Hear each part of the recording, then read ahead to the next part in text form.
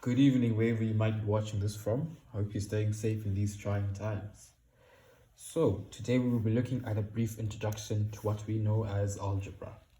So here, for instance, we have 3, which we know is indeed a number, and A, which is indeed a letter. Now, when we look at the term 3A, is there one A? Now, of course, reasoning would tell us that, of course, you can see an A there, it's right there. But in terms of mathematics, there is not indeed one A. Let me explain. When we further break this down, we come to know that A plus A plus A is indeed 3A. Similarly, how we would say 2 plus 2 plus 2 is the same as saying 3 times 2 because we have 3 2's.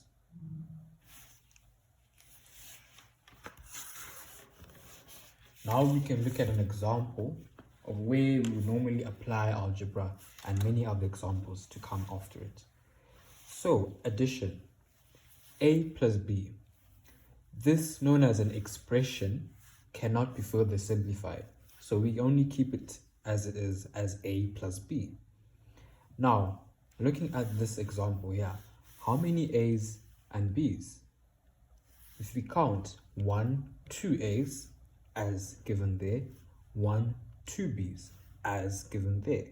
And that is how we simplify this expression to give us 2A plus 2B.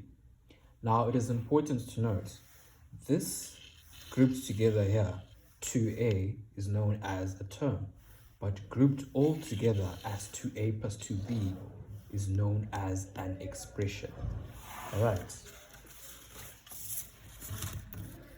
Now we look at subtraction. A minus B, similarly to adding, cannot be further simplified, so we keep it as A minus B. We ask ourselves the question again, how many A's and B's do we see when we do subtract them? So 2A minus A gives us 1A. 2B minus B does give us 1B. Now we can come to the multiplication aspect of it. We know 2 times 3 is equals to 6.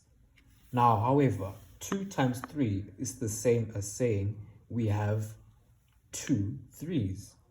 Vice versa, it is also the same as saying we have 3 2's. And both of these give us the same answer, which is 6. With that same line of thought, we come to the algebraic terms. A times B will give us AB, or A times B can give us BA. When we are dealing with like terms, for instance, here where you have 2 A's multiplying each other, you simply take that A, you count the number of A's you see, and you put it to the power. So here we would have A times A is equals to A squared.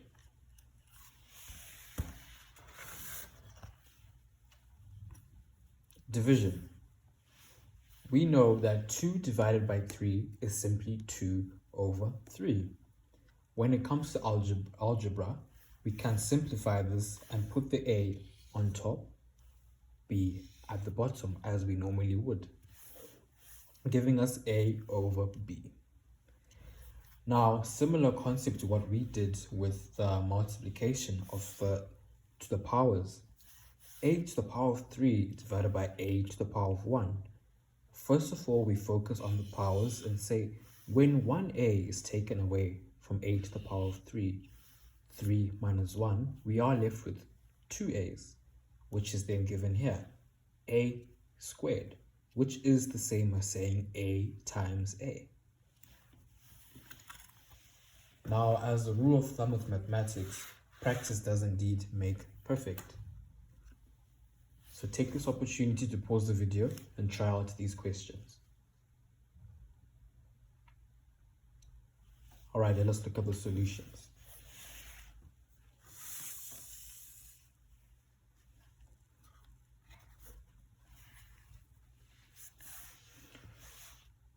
I am more than confident these are the solutions you have gotten. All right, everyone, that is all we have today for algebra. I hope you have come to grasp of what algebra really is in total and have grasped the fundamentals of algebra as we begin to try on more complex questions in future. Take care and have a good day.